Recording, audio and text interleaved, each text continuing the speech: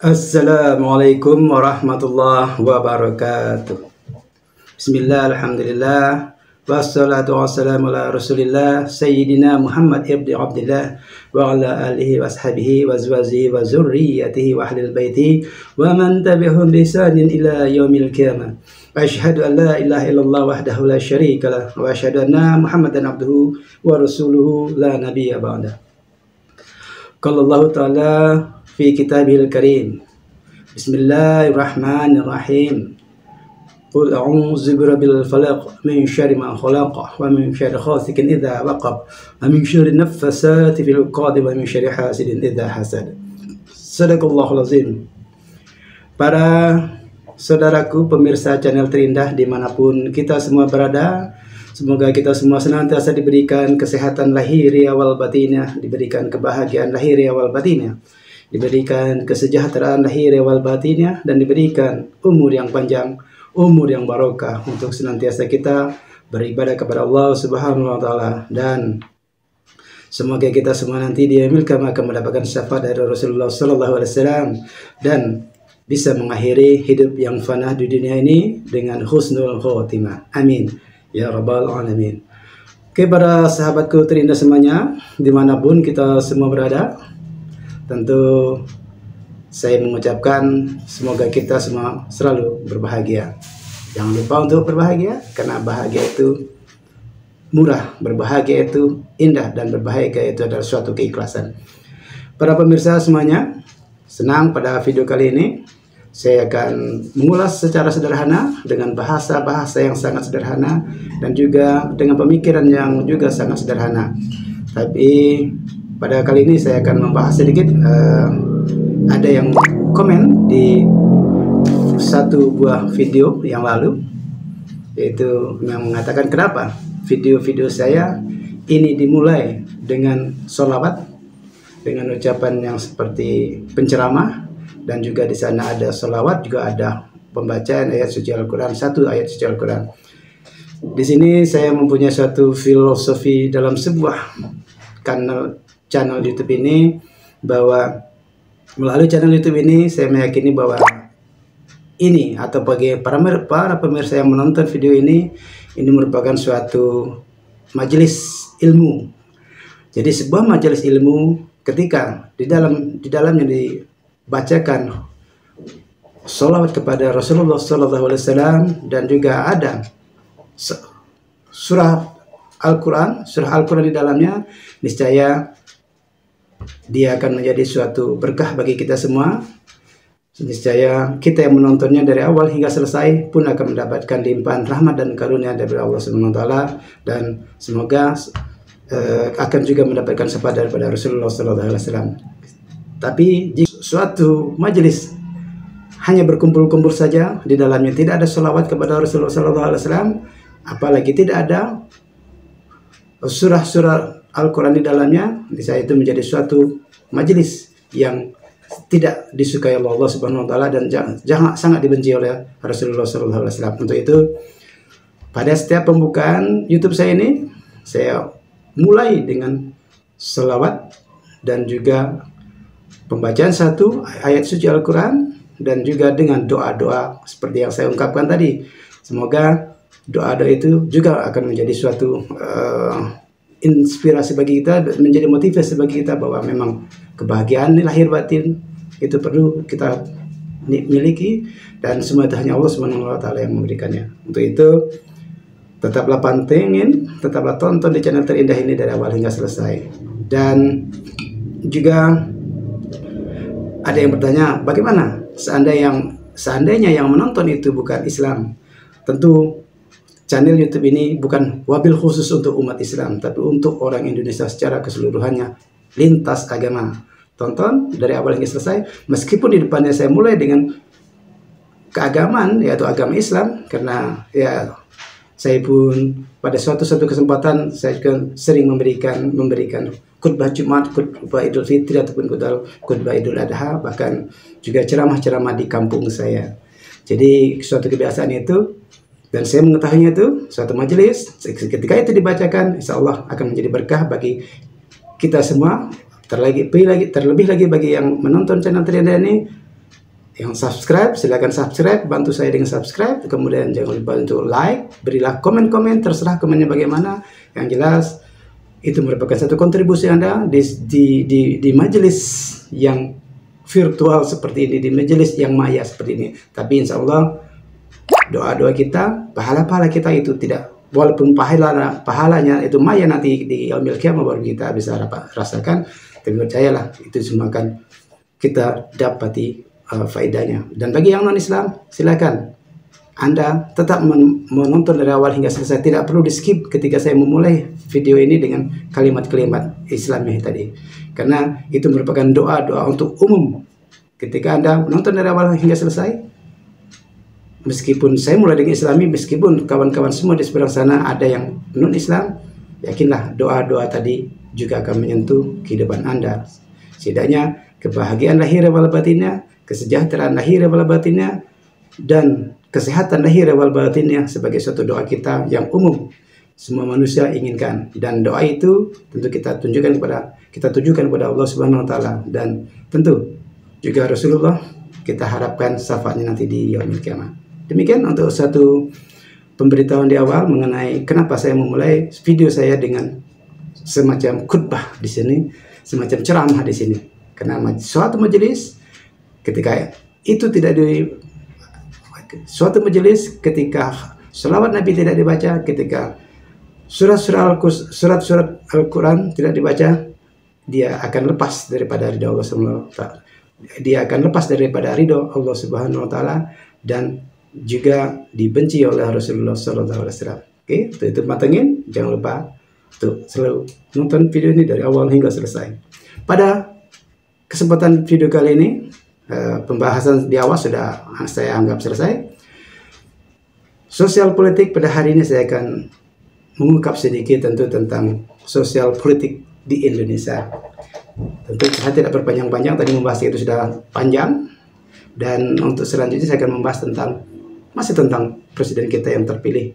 Baru 1,5 bulan Pak Prabowo menjadi presiden kita, menjadi presiden kebanggaan kita semua. Akan tetapi gebrakan-gebrakan di awalnya sudah membuat beberapa kalangan menjadi risau, menjadi resah dan gelisah kalau seandainya memang benar-benar dilaksanakan. Apa itu? Bahwa Pak Prabowo berkomitmen tinggi, dia ingin menuntas habis itu para koruptor, bahkan akan dikejar sampai ke lubang semut sekalipun, dan akan memiskinkan para koruptor itu tadi. Dan patut kita syukuri apabila Pak Prabowo ini memang konsisten terhadap apa kata-katanya, akan memberantas habis koruptor di Indonesia. Tetapi mungkin kita sedikit anomali kita coba bahas sedikit di sini secara sederhana. Mungkin koruptor itu tidak ada di Antartika, mungkin tidak ada di dalam lubang semut, mungkin ada di antara kita. Jadi daripada mengejar koruptor yang sampai ke Antartika, lebih baik utamakan dulu Pak Prabowo dengan ketegasannya akan memberantas korupsi di antara kita saja di lingkungan yang dekat-dekat dengan Pak Prabowo dulu. Mungkin di sekitaran Anda ada benih-benih koruptor yang mulai tumbuh dengan cara mencoba untuk mengingkari apa yang telah Anda tentukan sebagai presiden, menentukan arahan-arahan sebagai menteri Anda harus bagaimana. Ternyata ada gejala tanda-tanda bakal menjadi koruptor, itu adalah lebih baik diamputasi dari sejak dini. Karena dari kata-kata Anda untuk memihak kepada rakyat, hidup mati dengan rakyat, timbul tenggelam dengan rakyat, itu satu two thumbs up from me and from the people of Indonesians. This is very heroic statement from you, brother. Okay. Saya ngomong berat kepada Pak Prabowo kalau memang itu benar-benar direalisasikan. Tapi terlebih lagi segala ungkapan-ungkapan Pak Prabowo yang sangat heroik tadi untuk kesejahteraan rakyat, untuk memajukan kesejahteraan rakyat dan mencerdaskan kehidupan bangsa dengan suatu ungkapan-ungkapan yang telah kita semua sama dengar. Ini kita semua menunggu realisasinya, dan semua proyek Pak Prabowo, semua program Pak Prabowo saya yakin bisa dicapai jika komitmen Bapak untuk membatas koruptor memang benar-benar dilakukan. Jika Bapak benar-benar mengejar itu para ahli pajak. Jadi orang yang harus membayar pajak itu harus Bapak kejar sampai sedasar-dasarnya, dan para oligar pembayar pajak terbesar itu harus dituntaskan pembayaran pajaknya. Mungkin saya di sini menyarankan tidak perlu lagi ada tax amnesty bagi mereka-mereka itu, karena kalau selalu ada tax amnesty, mereka akan selalu berlindung di balik itu. Dan tax amnesty itu paling hanya berapa persen lah yang masuk ke Indonesia, masuk ke pajak, ke APBN kita. Tetapi tuntaskan para pengemplang pajak itu agar membayar pajaknya. Para koruptor itu dimiskinkan, hasil atau uangnya ambil untuk kesejahteraan rakyat Indonesia. Dan tentu ada sinyal-sinyal kecil yang rakyat agak sedikit menjadi ragu terhadap apa yang Pak Prabowo katakan ini, bahwa di awal-awal ketika Bapak dilantik ini salah satu kontroversi yang ada sinyal-sinyalnya orang atau masyarakat agak sedikit meragukan Bapak apakah akan melaksanakan komitmen Bapak ini secara serius, apakah hanya setengah-setengah. Ini salah satu contohnya. Misalnya di awal ketika Bapak dilantik, bahwa Bapak tidak akan ikut cawe-cawe dalam perpolitikan di Indonesia.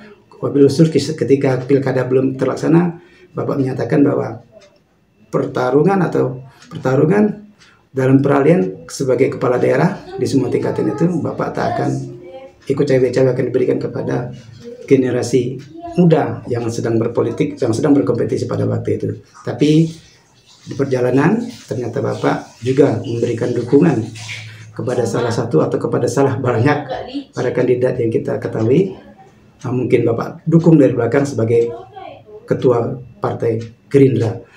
Dan sekali lagi, ketika omongan yang sudah agak sedikit melenceng seperti ini atau kontroversi ini, tentu masyarakat perlu mewanti-wanti Bapak bahwa Bapak seharusnya tetap berada di jalan Bapak. Jangan mengikuti omongan-omongan yang pendahulu yang mungkin banyak bohongnya, yang mungkin banyak dustanya, dan jangan sampai Bapak sebagai seorang politikus yang juga jenderal, di mana disiplin sangat ketat, omongan dan perbuatan itu searah, dan kami tetap berharap seperti itu Bapak komitmennya, program-programnya itu menggembirakan masyarakat. Tetapi kita lagi khawatir kalau itu hanya sebuah lip service di depan kamera saja untuk membahagiakan masyarakat saja, dan sementara rakyat sudah berharap, sehingga kalau di ujung nanti Bapak ternyata tidak membuktikannya, terus rakyat kita berharap kepada siapa lagi? Setidaknya berharap selama 5 tahun ke depan kalau Bapak tetap mengcopy paste pada pemerintah sebelumnya, apa yang dikatakan dengan perbuatan terbalik 180 derajat, ini merupakan satu kekecewaan kita secara massal.